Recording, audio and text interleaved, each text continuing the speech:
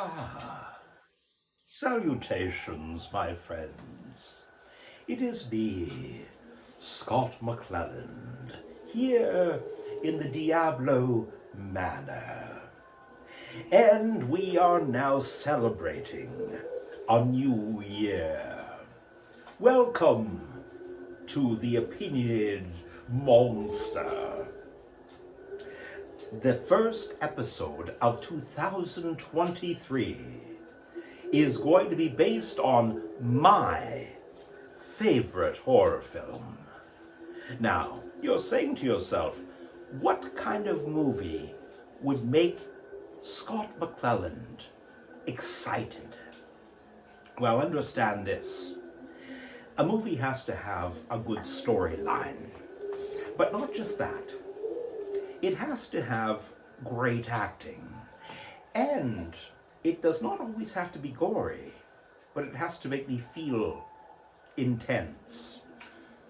The movie that I've chosen as my favorite horror film of all time is a movie that has been touted as one of the most horrific films ever created. It was released on December 26th, 1973, and it is called The Exorcist. Now, my friends, this was a film that was originally a book by William Peter Blatty. And Mr. Blatty was a very interesting man who studied exorcisms and wrote this wonderful book about Regan MacNeil. Regan MacNeil was a child of 13 who was, over time, possessed by a demon named Pazuzu. Now, in this film, many horrific things happened, and the thing that makes this movie so visceral and exciting to me is the fact that it felt like it was really taking place. It didn't feel like just a horror film. It felt like you were almost a fly on the wall, and you were watching in utter terror as these terrible things happened to this young child. Now, this movie was plagued with bad juju, as it were. You see, while they were filming it, part of their actual studio burnt down where the largest area of the set was. One of the only things that stayed intact was the bedroom to which little Regan, the child, played by Linda Blair, was possessed. Now, the other strange thing is many people actually had, well, terrible accidents on the set. One person lost his finger. Other people died during the filming and just weeks afterward. They called this the curse of the film itself.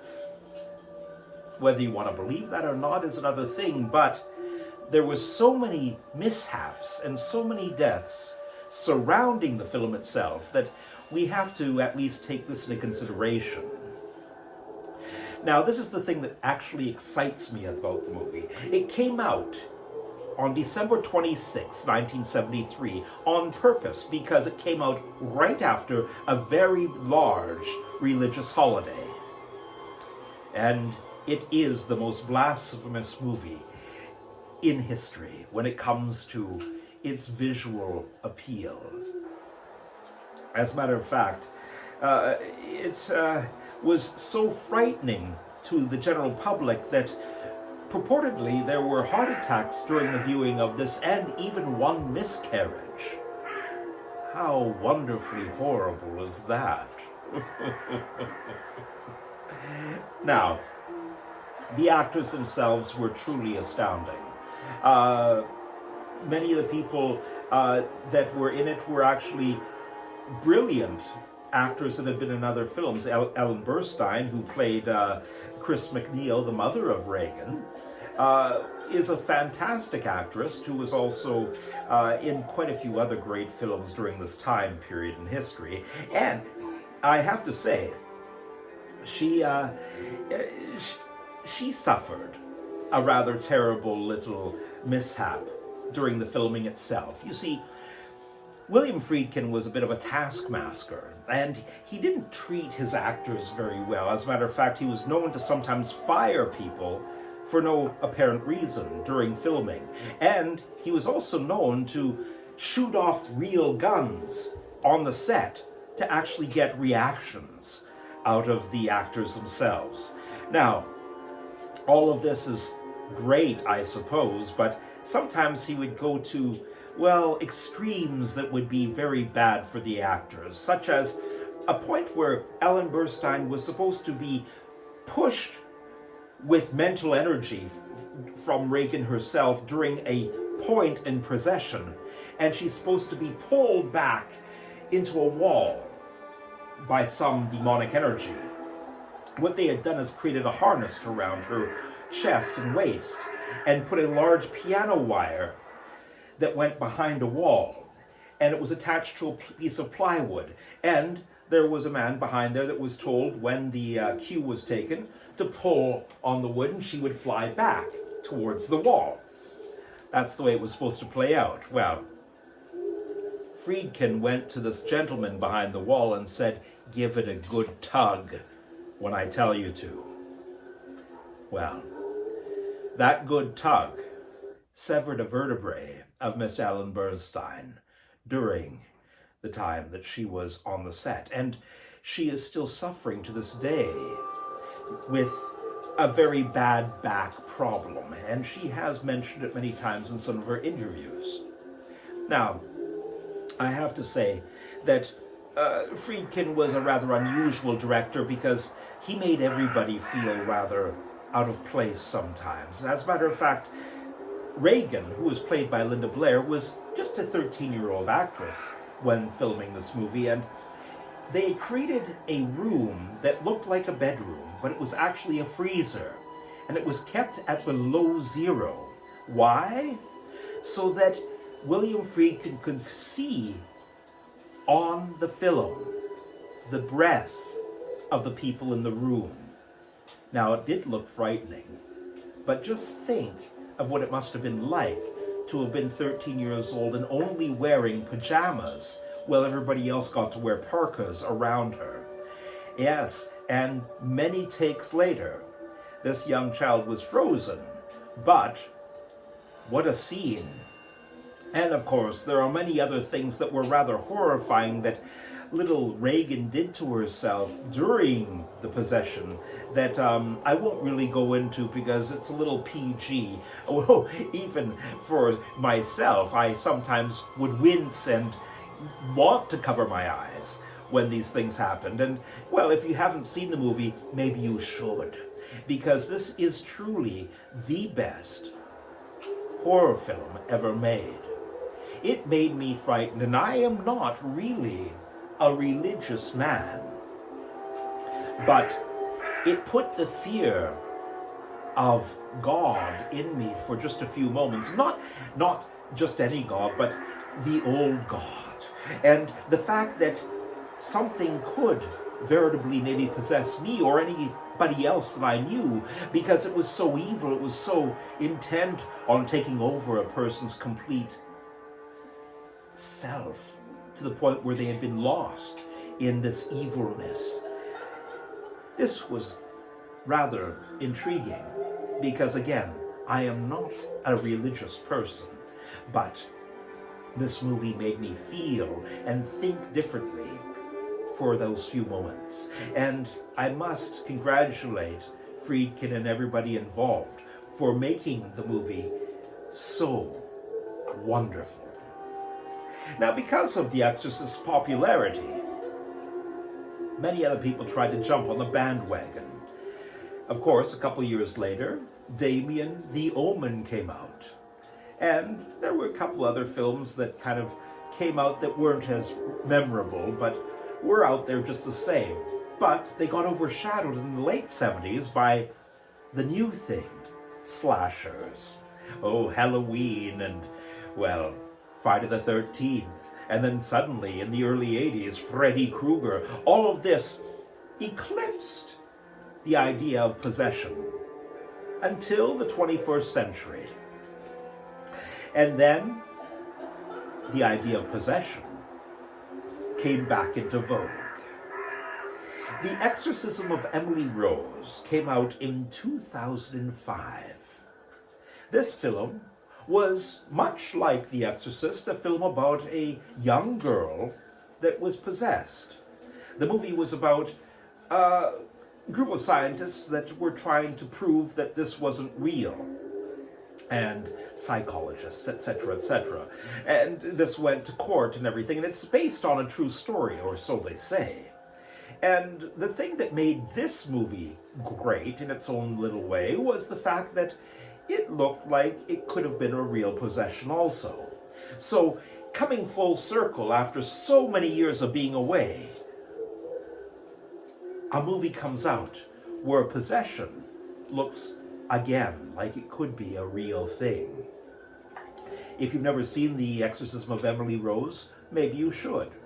Maybe you should binge watch every movie I'm about to tell you about, because each one of these, in their own right, is really not a bad film.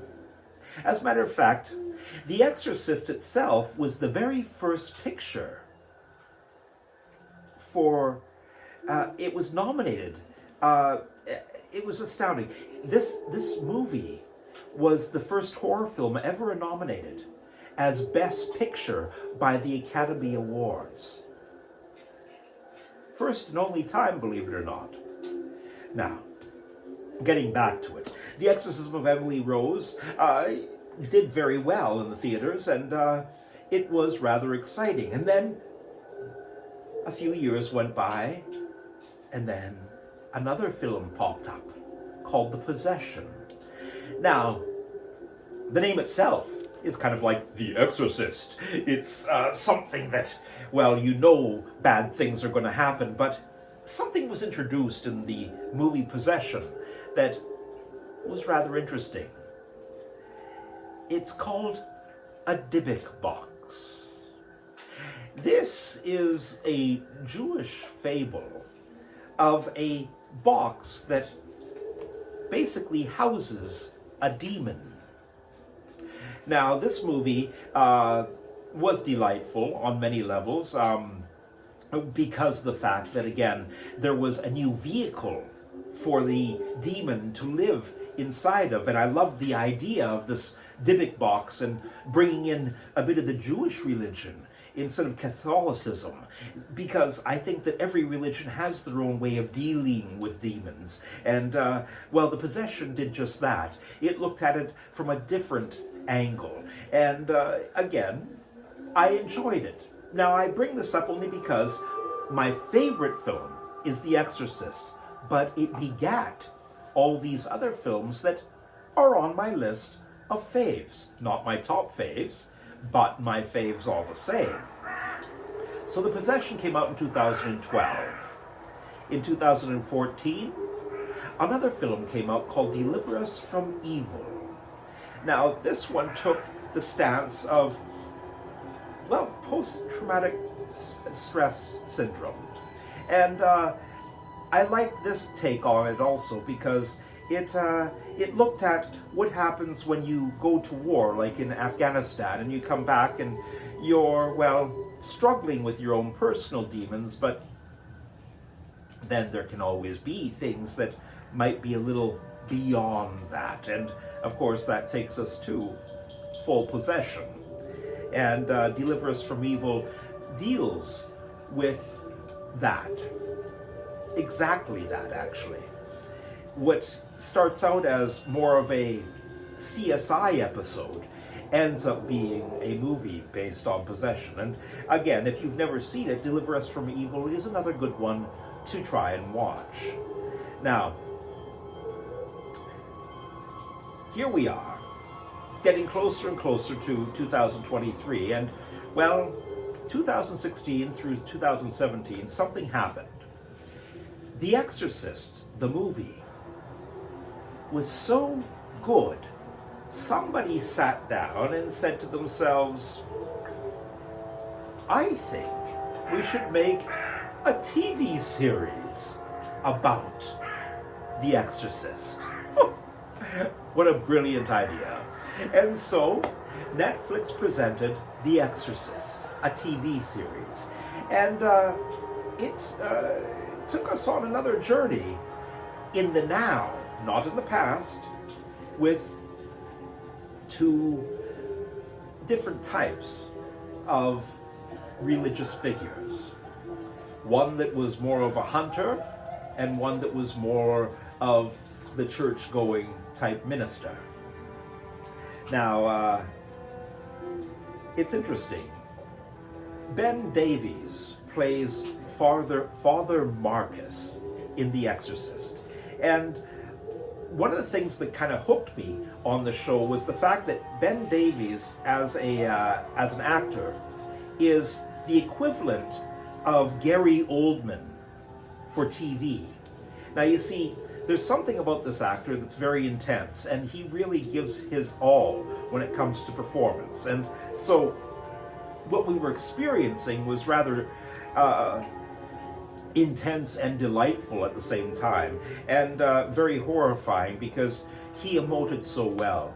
Every emotion he had to bring forward, and that made me very happy. Now, it was also a wonderful thing to see somebody come from the past, and not the past of horror as much as just the past of the 80s, where we were kind of in love with the idea of who this person was, and the early 90s, and that is Geena Davis.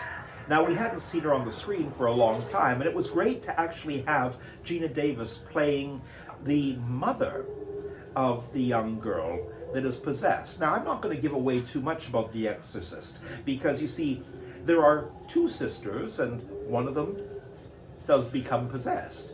And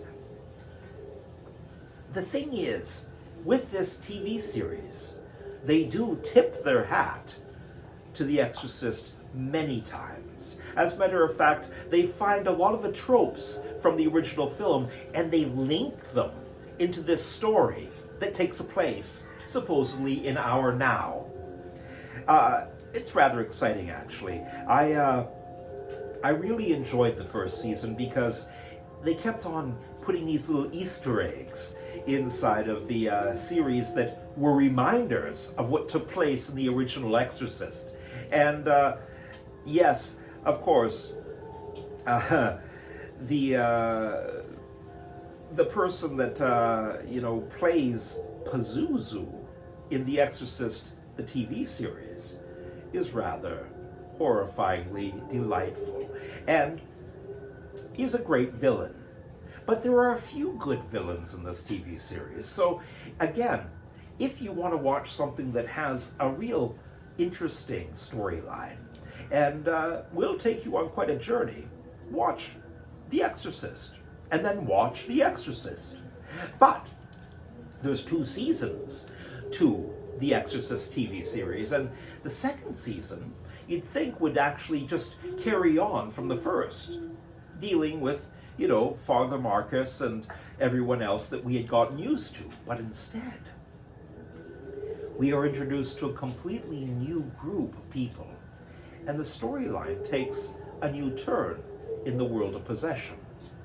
And this made the series rather palatable for a second season, so you didn't feel like you were playing back old material again and again. Instead, you were actually finding new story in this world of possession. And so there we have it. Yes, my friends, The Exorcist is my favorite film. And it begat all these other wonderful movies, and I'm sure there will be many more in the future.